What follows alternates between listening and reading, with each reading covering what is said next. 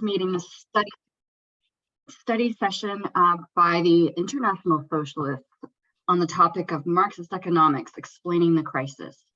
And we're very lucky to have a longtime member of the International Socialists, Faine Bobier, to introduce the topic for us. Faine is also a contributor to Socialist Worker newspaper and Socialist.Ca. And she is going to set us off on a summary of the many different discussions and themes that can come up under this topic. At that point, we will open up the floor to questions, comments, and Faine will come back at the very end. So there will be lots of opportunity to ask your questions. Feel free to put things in the chat if you would like, but we will wait until Faine has done her introduction before we give her or anyone else a chance to respond to the chat. So I'm also going to start by saying that my name is Chantal Sundaram. I am also a longtime member of the International Socialists, and I'm just going to be facilitating the meeting today. And I'm also speaking to you from the unceded and unsurrendered territory of the Algonquin Anishinaabe. This is a very important thing to reflect on for a couple of reasons. I think it's important for us to remember that not all parts of Turtle Island, so-called Canada, are even under any kind of treaty. There are some parts that were never surrendered, and it's important for us, I think, to think where we are located today very carefully and critically about the land as we approach this week the National Day for Truth and Reconciliation on Friday. And I can say if anyone is tuning in from the Ottawa, so-called Ottawa area, there is going to be a marking of the day in front of Parliament Hill. I know that there will be other events in other parts of the country, and so what you'll see in the chat, there's a link to access wherever you happen to be across Turtle Island to find solidarity actions that will be taking place this year in solidarity with the Wet'suwet'en land defenders as they continue their struggle. So with that, I am going to turn it over to Faine. Excuse me. Okay, thanks, Chantal. Can you hear me, Chantal? As I'm coming through, okay? Okay.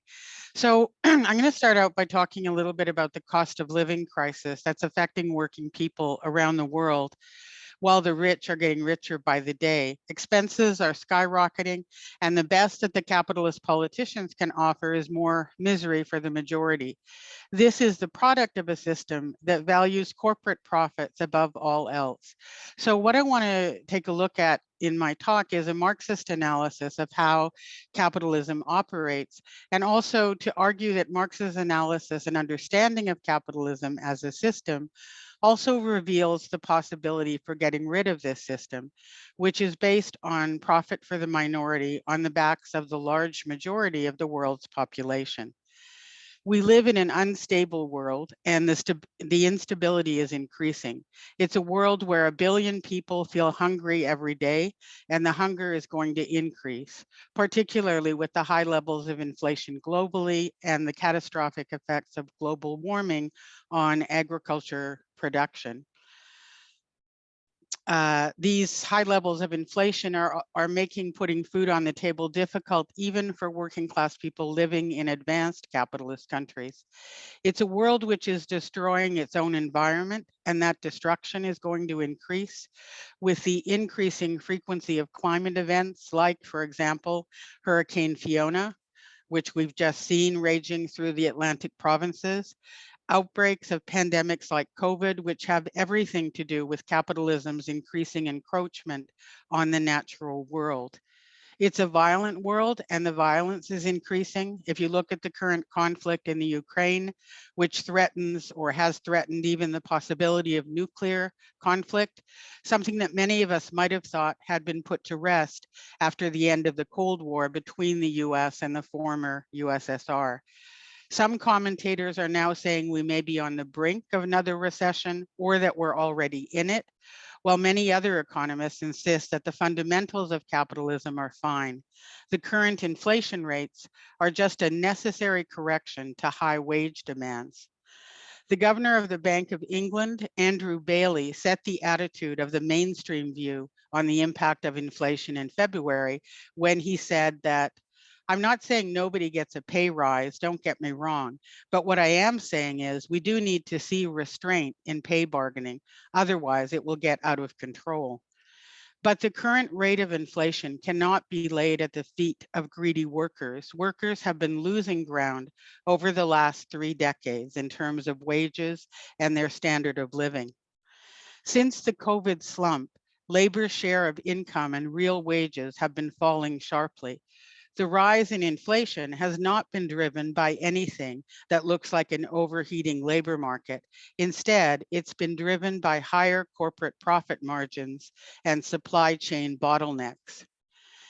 That means that central banks hiking interest rates, which they're doing to cool down labor markets and reduce wage raises, will have little effect on inflation and are more likely to cause stagnation in investment and consumption, thus provoking a slump. But if you listen to CEOs, they have no problem with an increase in inflation. It can serve to discipline workers from trying to get higher wages and also help them line their pockets. It's profits that have been spiraling upwards, not wages. Firms that did happen to have supply on hand as the pandemic-driven demand surge hit have had enormous pricing power vis-a-vis their customers. Corporate profit margins, that is, the share going to profits per unit of production, are at their highest since 1950. Chief executives are acutely aware of the ability to hike prices in this inflationary spiral.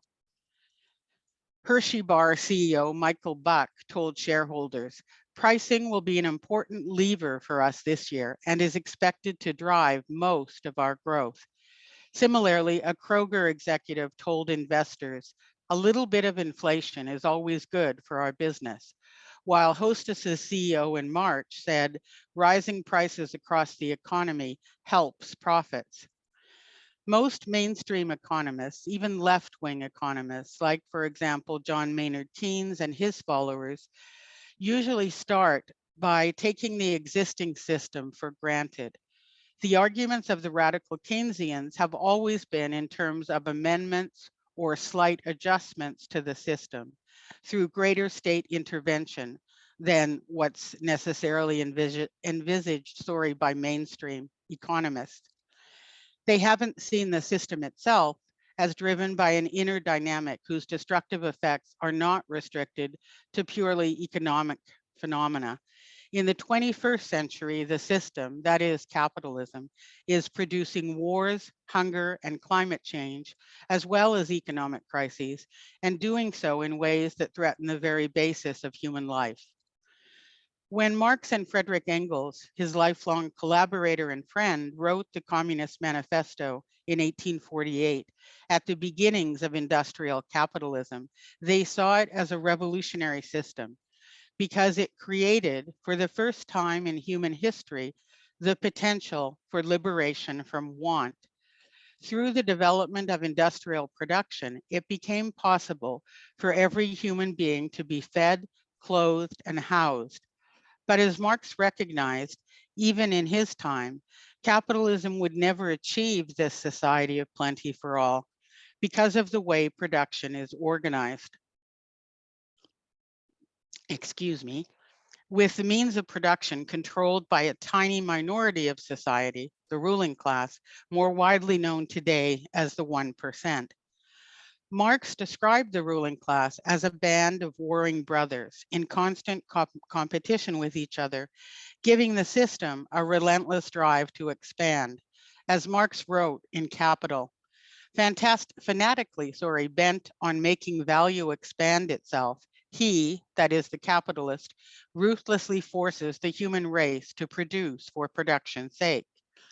Marx, in his masterwork Capital, examines the economic system that took hold in 19th century Britain in an attempt to explain both how the system perpetuates itself and how it can be ended.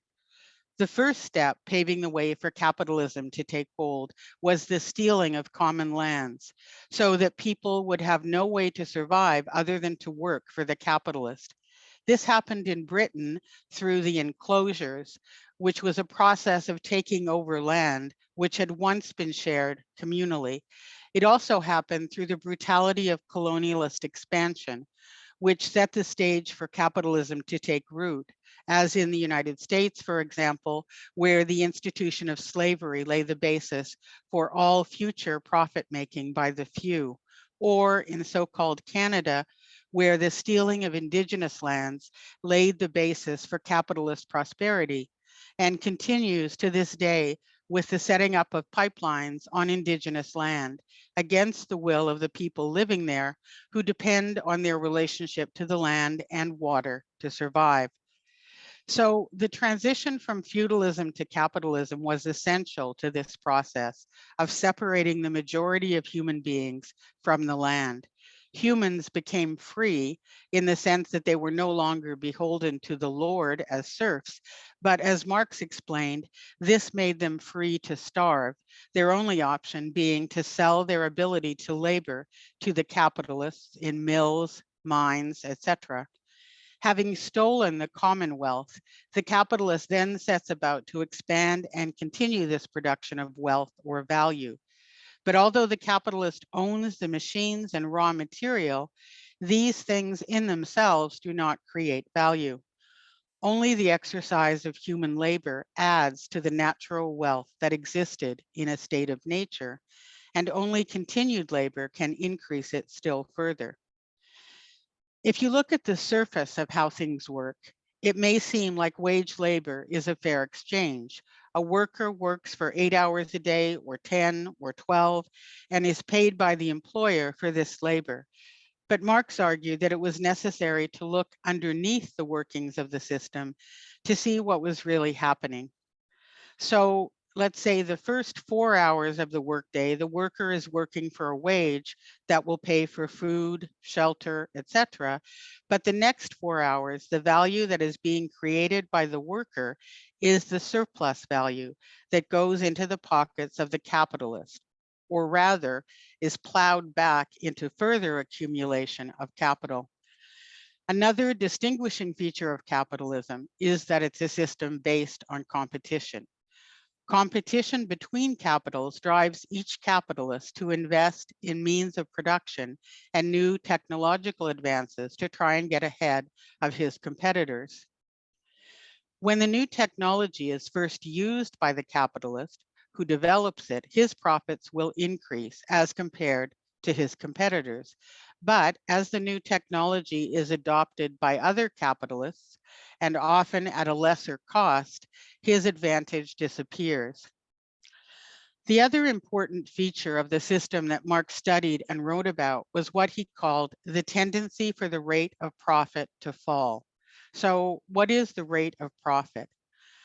Marx argued that the investment made by the capitalist could be divided into two parts. One was the expenditure on paying wages to hire the workers.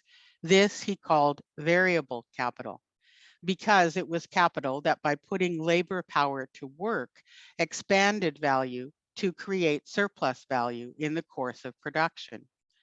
The other part was expenditure on the means of production. He called this constant capital because its existing value passed into the value of the goods produced without growing any bigger. Its value was simply transferred to the final product. Marxists usually use the letter V to stand for variable capital, that is, wages that purchase workers' labor, C to stand for constant capital, so plant, equipment, and raw materials, and S to stand for surplus value. What matters to the capitalist is the ratio of surplus value to total investment. That is, expenditure on instruments and materials of production, as well as on wages. This is the rate of profit, which Marx depicted in a formula as S over C plus V. Marx regarded the tendency of the falling rate of profit as absolutely central to explain the workings and the failures of capitalism. Each individual capitalist can increase his own competitiveness through increasing the productivity of his workers. One of the main ways to do this is for each worker to use more and more means of production. So tools, machinery, technology in his or her work. That involves the means of production expanding more rapidly than the workforce. But a growth in the physical extent of the means of production will also be a growth in the level of investment needed to buy them. So there will also be an expansion in the ratio of investment to the workforce, in the value of the means of production compared with wages, or to use Marxist terminology, of constant capital to variable capital. Yet, the only source of value and surplus value for the system as a whole is labor, human labor. So if investment grows more rapidly than the labor force, it must also grow more rapidly than the creation of new value, and profit comes from this. In short, capital investment grows more rapidly than the source of profit. As a consequence, there will be downward pressure for the rate of profit, to investment, so downward pressure on the rate of profit. The implications of Marx's argument are far-reaching. The very success of capitalism at accumulating leads to problems for further accumulation. Eventually, the competitive drive of capitalists to keep ahead of each other or to keep ahead of other capitalists results in a massive scale of new investment, which cannot be sustained by the rate of profit. If some capitalists are to make an adequate profit, it can only be at the expense of other capitalists who are driven out of business. The drive to accumulate leads inevitably to crises, and the greater the scale of past accumulation, the deeper the crises will be. Marx identified the repeated boom and slump cycle of capitalism that existed both in his time and in ours. The only period that seemed relatively crisis-free in the history of capitalism was the period approximately from the end of World War II until the early 1970s, when cyclical crisis and recession returned to the system. So I'm not going to go into an explanation for that, but we can talk about it in discussion. But the period we've been in since the return of crisis to the system in the early 1970s is much more like what Marx describes in Capital, a period of booms and slumps occurring usually every 10 to 13 years. Another characteristic of capitalism that was identified by Marx was the concentration and centralization of capital that occurs as the system ages. Concentration refers to the way in which exploitation enables individual capitals to accumulate and so grow larger. The small firm becomes a big firm, and the big firm becomes a giant corporation, providing it can survive each cyclical crisis. Centralization refers to the way in which each crisis weeds out some capitals, leaving those that remain controlling a bigger part of the whole system. This process has important implications. The bigger the individual units of capital and the larger the proportion of the system as a whole that they constitute, the greater will be the impact on the rest of the system every time one of them goes bust. If a small company stops making profit and goes bust, this will destroy only a small part of the market for other previously profitable small firms that supply it. If, however, one of the giants of the system goes bust, it can have a devastating impact on other previously profitable big companies that depended on it for their own markets, and on any banks or other firms that have lent it money. The domino effect becomes an avalanche effect. In Capital, Marx explains how the periodic crises of capitalism in his time had the effect of clearing out the system by driving some capitals out of existence, destroying units of capital so that the whole process of accumulation and competition could begin again on a new footing. Of course, this also entailed immense suffering for the human beings whose livelihood and ability to support themselves were affected by these crises, but for the system itself, they could be rejuvenating.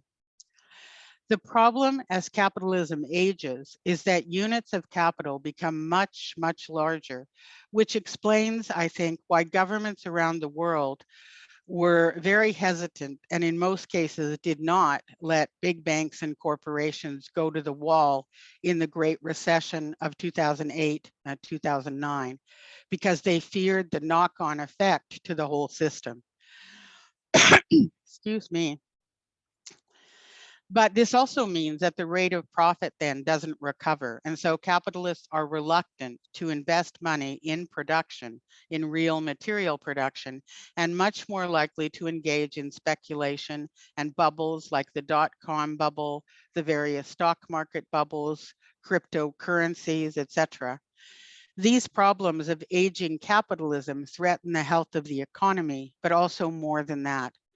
As Marx and Engels wrote in 1845, in the development of the productive forces, there comes a stage when productive forces and means of intercourse are brought into being, which under existing relations can only cause mischief and are no longer productive, but destructive. Marx and Engels didn't just view capitalism as generally destructive, they also provided the outlines of a critique of the particular ecological damage wrought by the system. The drive of capital to create surplus value leads to it undermining the vitality of nature and also the conditions for human life. So this is a quote from them. Exploitation and the squandering of the vitality of the soil takes the place of the conscious, rational cultivation of the soil as external communal property, an inalienable condition for the existence and reproduction of a chain of successive generations of the human race. Capitalist production develops technology and the combining together of various processes into a social whole only by sapping the original sources of all wealth, the soil and the laborer. Just as large-scale industry lays waste and destroys labor power, they said, large-scale mechanized agriculture directly exhausts the vitality of the soil. Marx recognized that capitalist production was slowly destroying the very basis on which it, like all human production, rested, the metabolic interaction between humanity and the rest of the natural world. As Engels wrote, the individual capitalists who dominate production and exchange are able to concern themselves only with the most immediate useful effect of their actions. In relation to nature, as to society, the present mode of production is predominantly concerned only about the immediate, the most tangible result. And then surprise is expressed that the more remote effects of actions directed to this end turn out to be quite different and mostly quite the opposite in character. The implication is that capitalism contained another inbuilt limit besides that of its inbuilt tendency to economic crises. It is that left to itself, it could eventually destroy the very environmental conditions for any form of human existence, including its own. Neither Marx nor Engels developed this implication, but it's become very important a century and more later. Now, I know this can seem a very depressing picture, but Marx argued that it was possible not only to understand the workings of capitalism, but to overthrow it and to replace it by a system based on meeting human needs, not on generating immense profits for the rich, for the world's ruling classes. Economists write that the market does this or the market demands that. But the market is only the coming together of the products of many disparate acts of human creative activity or labor. What the economist talk disguises is that somehow these have turned into a machine that dominates the humans that undertake such activity, hurling the world in a direction that few people would want, even perhaps the capitalists themselves. But if this is true, it's not the capitalists who must accumulate to survive, or governments who generally serve the interests of capital, who will be capable of remaking the system to serve human needs.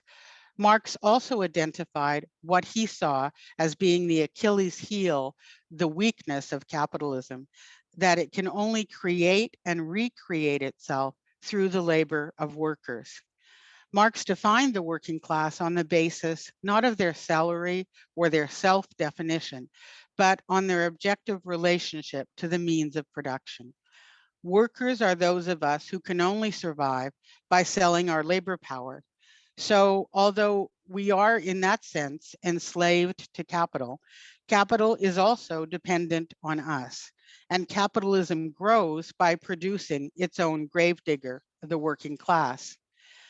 This dependence on the working class can potentially be the downfall of the system because profits only come from the exploitation of workers. And because of workers' relationship to production, they create all the wealth in society, but they have no control over what is produced, how it's produced, or who it's produced for.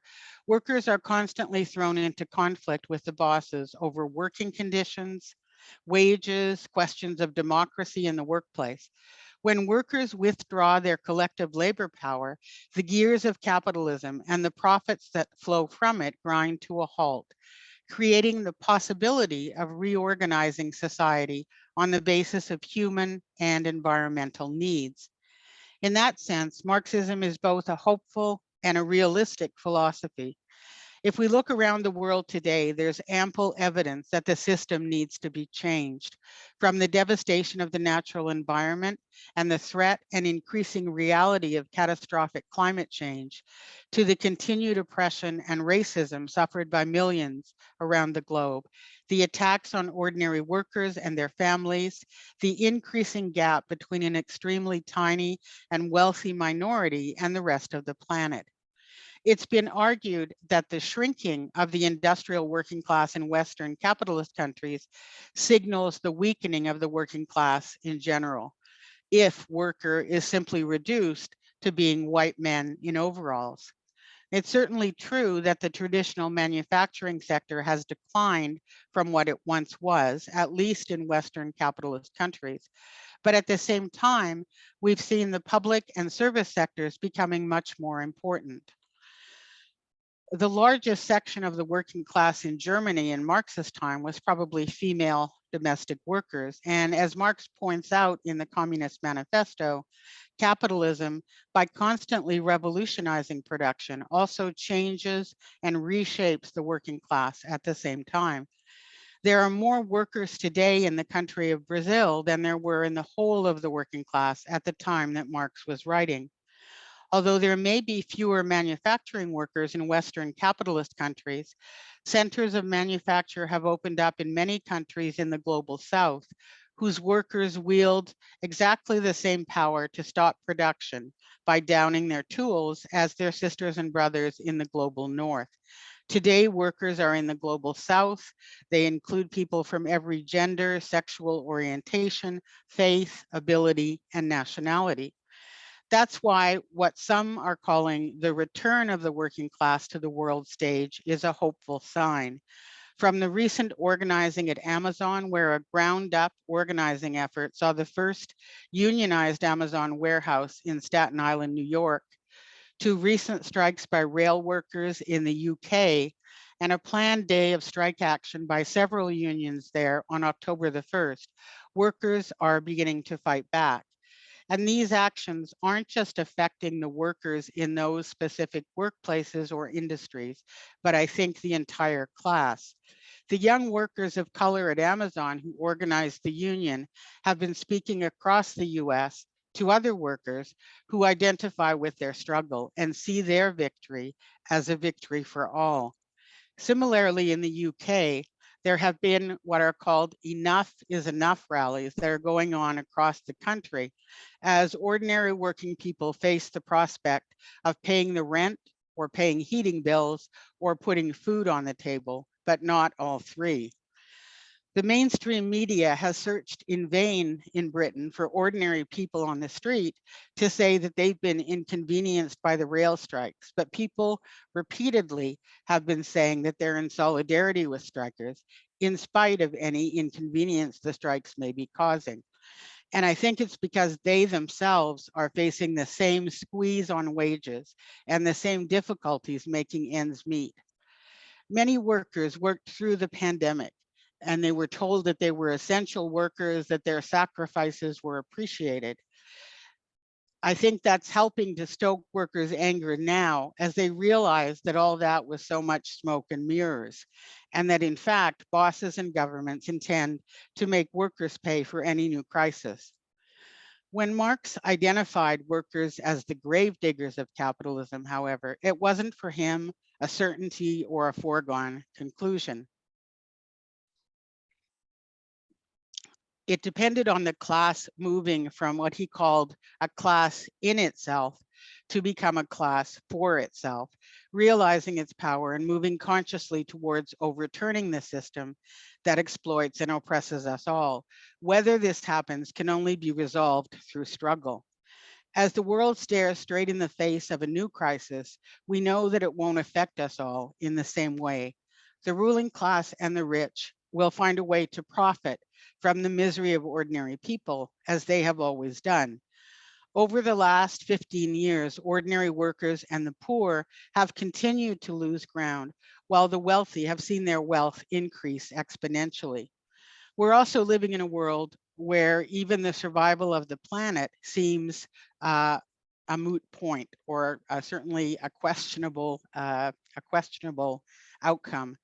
This has motivated thousands of young people and others to get involved in movements such as Extinction Rebellion or Fridays for Future. And there was a global climate strike Friday, which people may have participated in, and there were actions around the world. The energy of youth who are rebelling against a system based on profit for the tiny minority at the expense of social justice, economic justice, and environmental justice for the majority of the world's peoples needs to come together with the power of those who produce all society's wealth, that is the working class, to overturn the destructive system of capitalism. And I think that's the hope in Marx's view and Marx's analysis. Thank you so much, Faine, for that excellent introduction. It made me think about a great